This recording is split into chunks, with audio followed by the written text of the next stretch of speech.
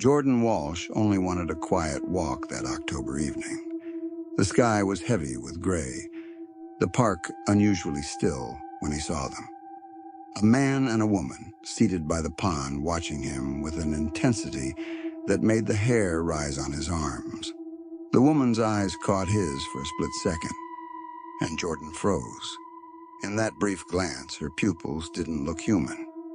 A shimmer of unnatural light flickered there, gone before he could be sure.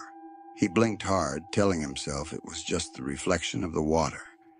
Then the man spoke. His voice carried strangely, each syllable stretching as though it echoed inside Jordan's skull rather than across open air. Rough day. Jordan tried to keep walking, but the words tumbled out of him without control. Something like that? The woman smiled. For the briefest moment, her teeth seemed sharper, the shadow at the corner of her lips bending into something predatory. Jordan's chest tightened, but his feet refused to move. Later, he would realize this was the moment everything began, the moment he accepted an invitation that would unravel his life. That chance encounter in Laurelhurst Park would soon draw both Jordan and Zoe into a dangerous game, one neither of them understood until it was far too late. Jordan Walsh had been staring at the engagement ring for 3 months. Hidden in his sock drawer, the small velvet box seemed to mock him every morning as he got dressed for his graphic design job in downtown Portland. 26 years old, and he still couldn't find the courage to propose to the woman he'd loved for 4 years. The problem wasn't Zoe Kim. At 24, she was everything Jordan had ever wanted. A talented photography student with an infectious laugh and eyes that lit up when she talked about capturing the perfect shot. The problem was their families. "Your parents will come around," Zoe had whispered to him just last week, curled up against his chest in their tiny apartment overlooking the Willamette River. But Jordan knew better. His conservative parents had made their feelings clear about his Asian girlfriend in ways that made his stomach turn. Meanwhile, Zoe's traditional Korean parents had their own expectations for their daughter's future. Expectations that didn't include a struggling white graphic designer with student loans. Jordan was walking through Laurelhurst Park on a gray October afternoon, trying to clear his head, when he first met them. The couple was sitting on a bench near the pond, and something about them immediately caught his attention. The man looked to be in his late 20s with sharp features and an expensive leather jacket. The woman beside him was stunning, dark hair cascading over her shoulders, perfect makeup, designer clothes that probably cost more than Jordan made in a month. "Rough day," the man called out as Jordan passed. His voice was smooth, almost hypnotic. Jordan stopped, surprised by the stranger's friendliness. "Something like that?" "I'm Xavier Cross," the man said, standing and extending his hand. "And this is my wife, Raven Vale." The woman smiled, and Jordan felt an odd chill despite the warmth in her expression. "You look like you're carrying the weight of the world, honey." Before Jordan knew it, he was sitting with them, spilling his frustrations about family pressure and his fears about proposing. Xavier and Raven listened with an intensity that felt almost predatory, though Jordan couldn't quite put his finger on why. "Family approval is overrated," Xavier said, his dark eyes glinting. "Raven and I eloped 3 years ago. Best decision we ever made."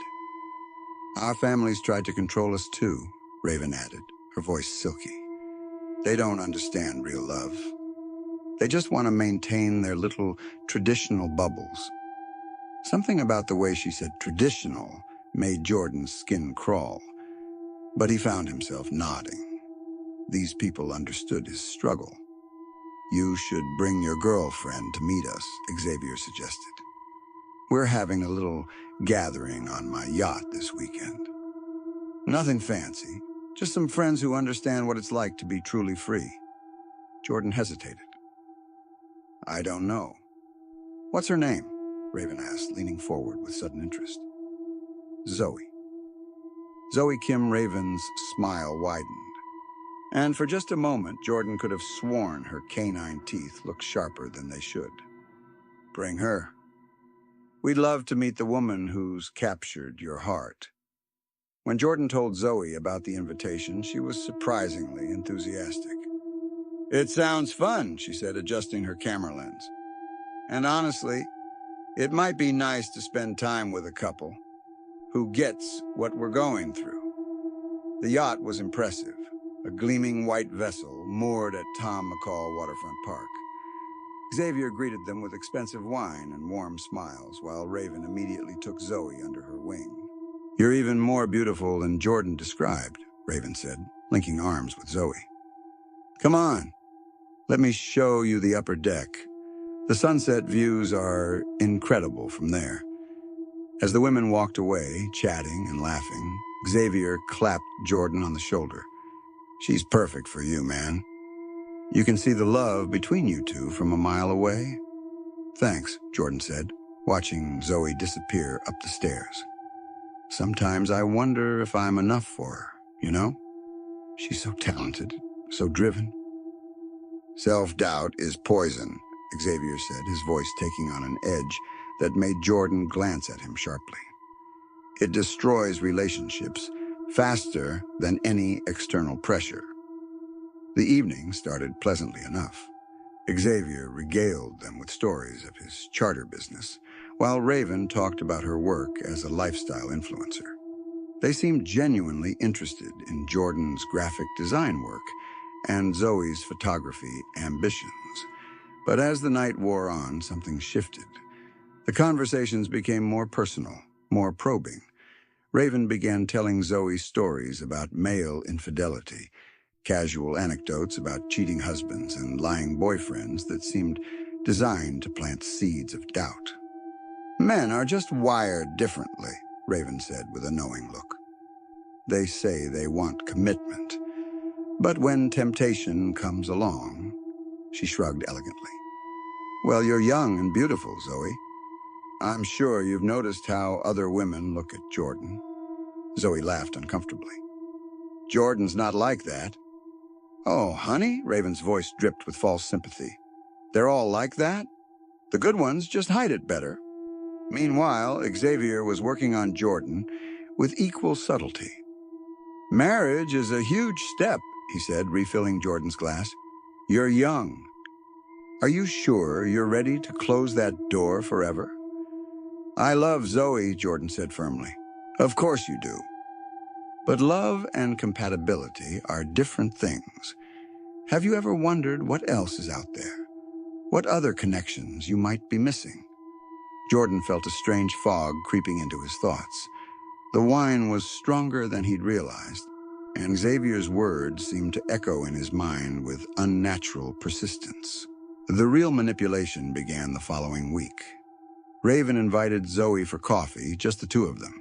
She picked an upscale cafe in the Pearl District, somewhere Zoe would feel slightly out of place in her student budget clothes. I've been thinking about our conversation, Raven said, stirring her latte with manicured fingers. About Jordan. Have you ever tested his loyalty? Zoe frowned. What do you mean? Men lie, sweetie. They tell you what you want to hear. But their actions? That's where the truth lives. Raven leaned closer, her perfume overwhelming. What if I told you there was a way to know for sure? To test whether Jordan is really the faithful man he claims to be. I don't want to test him, Zoe said. I trust him. Trust is earned, not given blindly. Raven's eyes seemed to glitter with an inner light. What if I called him? Pretended to be someone else? If he's really committed to you, he'll turn me down flat, and then you'll know for sure. The idea was poison, but Raven made it sound so reasonable. Just to be certain, she said. Wouldn't you rather know now than find out after you're married? Against her better judgment, Zoe found herself nodding. That evening, Jordan's phone rang. The number was local but unfamiliar. Hello? he answered. Hi, a sultry voice purred. Is this Jordan Walsh? Yes. Who is this? My name is Scarlett. I got your number from a friend. I'm new in town, and I'm looking for someone to show me around. You came highly recommended. Jordan felt a strange compulsion to keep talking. The voice was hypnotic, almost irresistible. I'm sorry, but I have a girlfriend. Oh, don't worry about that, the voice laughed, and something in the sound made Jordan's blood run cold. I'm not looking for anything serious. Just some fun. Some adventure. Jordan found himself gripping the phone tighter. His logical mind screamed at him to hang up, but something else was taking control. Something dark and hungry that whispered about freedom and desire, and all the things he was missing by staying faithful. I don't think that's a good idea, he managed to say, but his voice lacked conviction. Think about it, the voice whispered. Life is short, Jordan. Don't you want to live a little before you're trapped forever? The call ended, but the damage was done. Jordan stared at his phone, horrified by how close he'd come to saying yes. How badly he'd wanted to say yes. Across town, Raven smiled as she hung up. Phase 1 was complete. The psychological assault intensified over the following days. Xavier began dropping by Jordan's workplace, always with some casual excuse. He was in the neighborhood. He wanted to grab lunch. He had a business proposition. But the conversations always steered toward the same themes. Freedom, youth, the opportunities Jordan was sacrificing. Zoe's great, Xavier would say, but she's holding you back. All that family drama, all those expectations.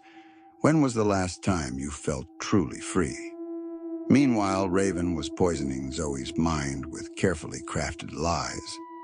She showed Zoe photos on her phone, pictures of Jordan that she claimed to have taken secretly, showing him talking to other women, laughing with female co-workers. I didn't want to be the one to tell you, Raven said, her voice full of false concern. But I have seen him around town. He's not as faithful as you think. The photos were fabricated, shadows and illusions crafted by supernatural means, but they looked real enough to plant doubt in Zoe's heart. The breaking point came on a Friday night. Xavier had invited them both to his yacht again, claiming he wanted to celebrate securing a major charter contract. But this time, he had planned something special. I have a surprise, Xavier announced after dinner. Raven, why don't you show Zoe the guest cabin below deck? There's something down there I think she'll find interesting. As the women disappeared below, Xavier turned to Jordan with a predatory smile. Come with me to the upper deck. There's something you need to see. The upper deck was equipped with multiple screens, sophisticated surveillance equipment that Xavier claimed was for yacht security. But the central screen showed a live feed from the guest cabin below. Watch, Xavier commanded, his voice taking on an otherworldly resonance. On the screen, Jordan watched as Raven led Zoe into what appeared to be a romantic setup. Candles, soft music, another man waiting in the shadows. What the hell is this? Jordan demanded. Your girlfriend, Xavier said, his voice dripping with false sympathy. Getting to know my business partner. They've been meeting for weeks, Jordan. While you've been faithful and loyal, she's been exploring her options.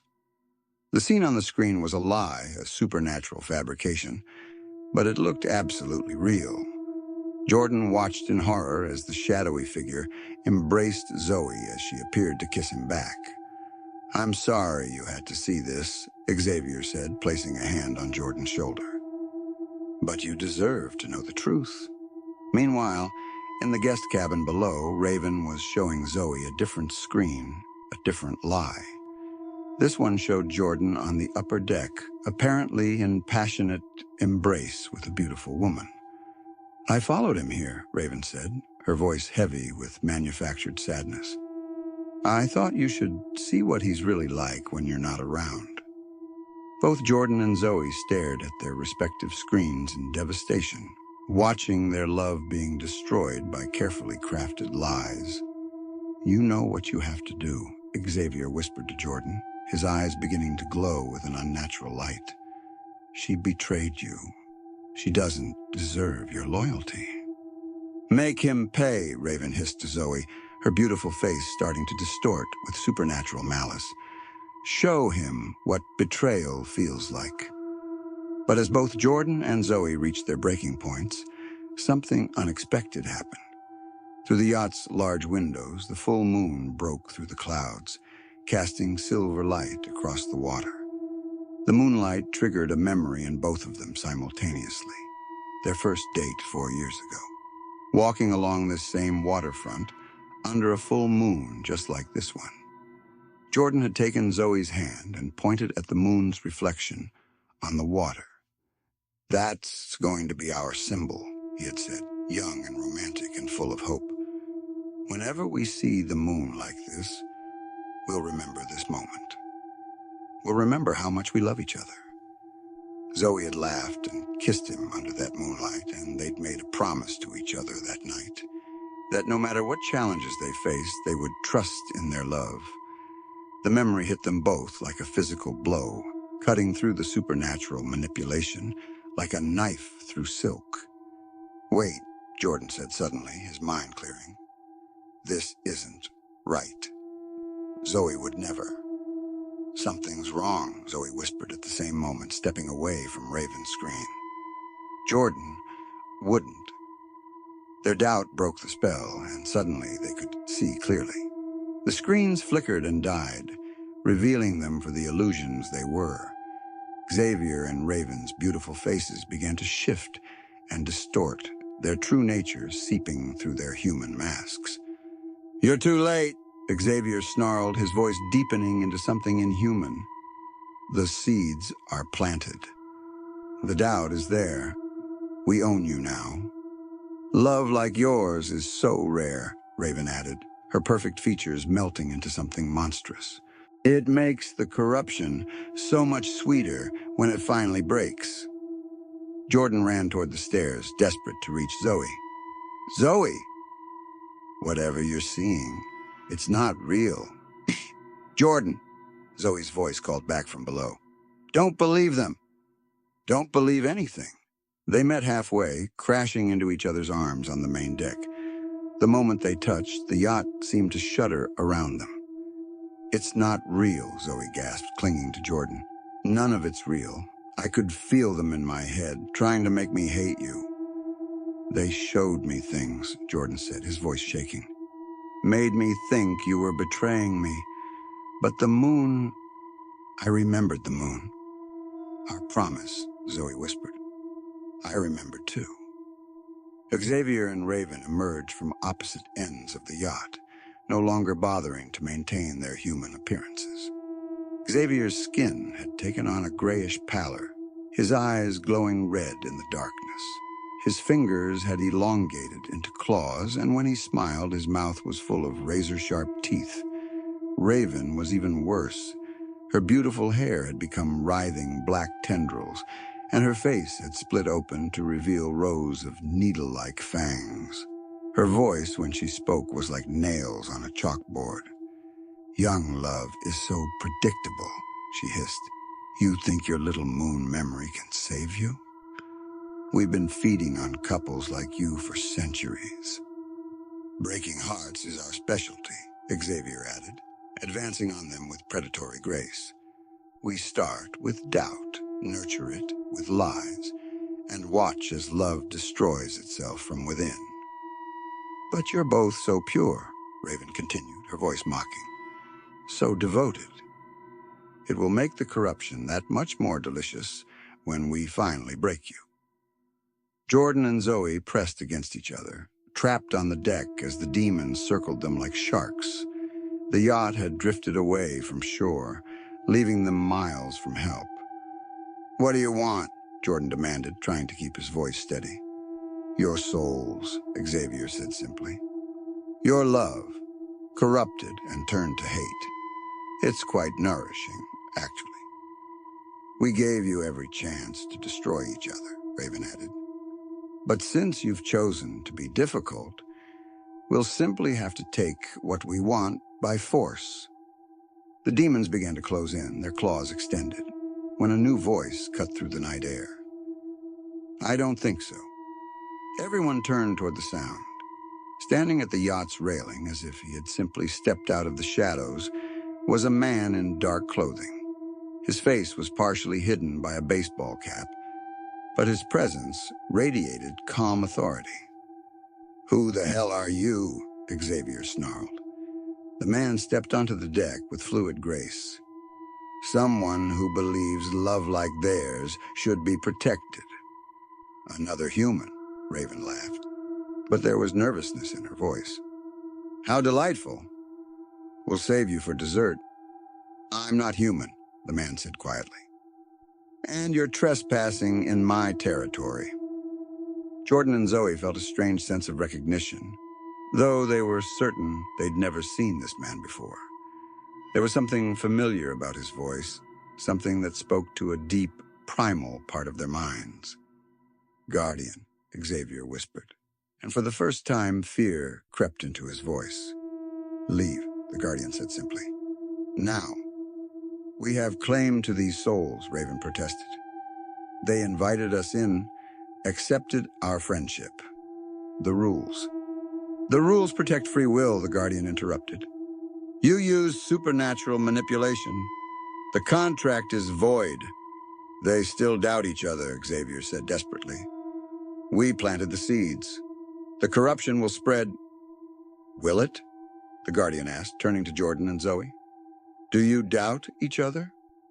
Jordan looked into Zoe's eyes, seeing not the lies and manipulations that had been forced into his mind, but the truth he'd known for 4 years. No, he said firmly. I trust her completely. I trust him, Zoe added, her voice growing stronger. With my life, with my heart, with everything I am. Then hold hands, the Guardian instructed. Look at the moon together. Remember why you love each other. Jordan and Zoe joined hands, their fingers intertwining naturally. Above them, the full moon blazed with silver light, its reflection dancing on the water just as it had 4 years ago. I love you, Jordan said, the words coming from the deepest part of his soul. Not because it's easy, not because our families approve, but because you're part of me. You always have been. I love you too, Zoe replied, tears streaming down her face. Whatever challenges we face them together. That's what love means. The moment their declaration filled the air, the yacht was bathed in brilliant silver light. The demons shrieked and recoiled, their forms beginning to smoke and dissolve. Impossible!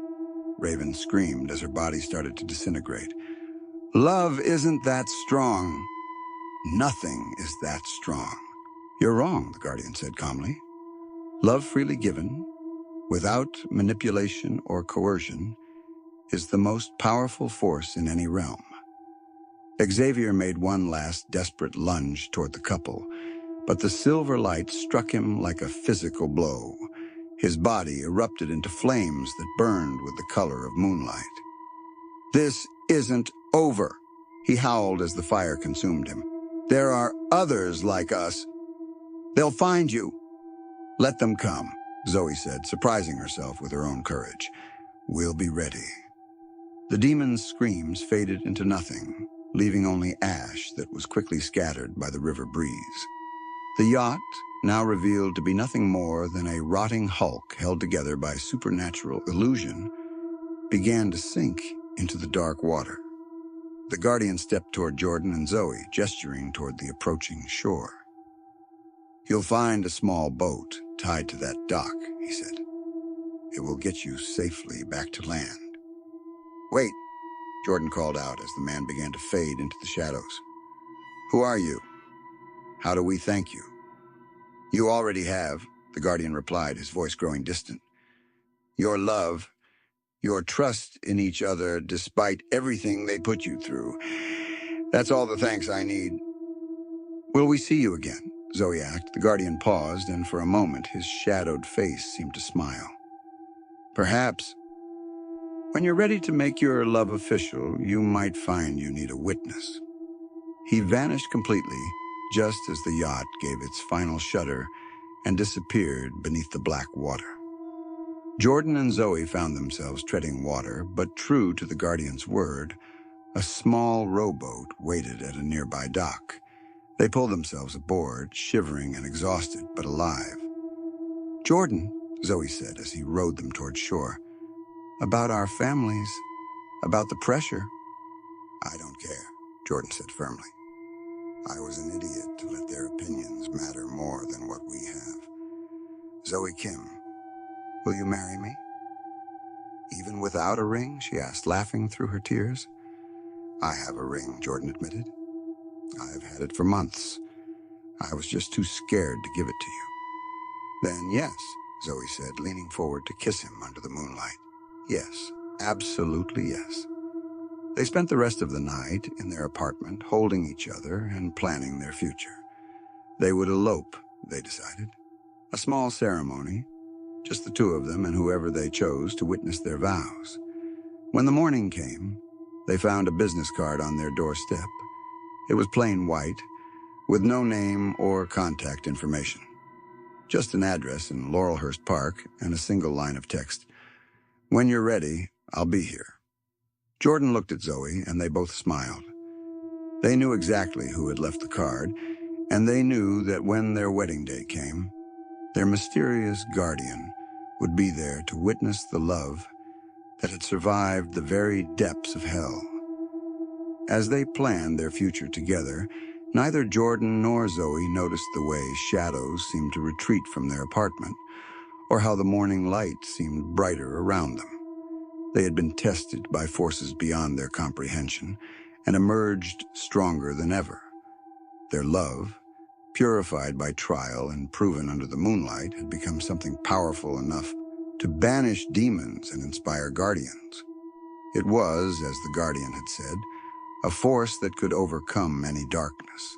And in the depths of their hearts, they both knew that whatever challenges lay ahead, they would face them as they had faced the demons, together, trusting and unafraid. The moon continued to watch over Portland, its silver light a reminder that some bonds are strong enough to survive even supernatural manipulation. And in the shadows, a guardian smiled, knowing that love like theirs was worth protecting against any force that might try to destroy it.